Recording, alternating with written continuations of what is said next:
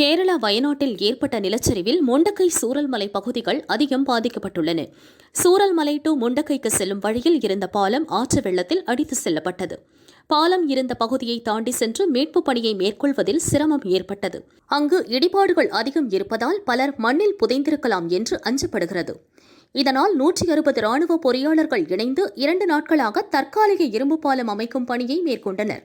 தற்போது பாலம் பணிகள் முடிந்து திறக்கப்பட்டுள்ளன. 30th of July to help the affected people of Wayanad and government of Kerala in this rescue operation. It is a very complex operation and we are confident of rescuing or taking out whatever dead bodies that are unfortunately left into the debris. Within 2 hours our bridge will be operational and we will be able to push in equipment into the site. It is a major effort that we have done to have this bridge established where the old bridge has been washed away and this will help rescue efforts. தற்காலிக பாலம் அமைக்கப்பட்டதால் மீட்பு பணிகளுக்கு தேவையான உபகரணங்களை முண்டக்கைக்கு எளிதாக கொண்டு செல்ல முடியும்.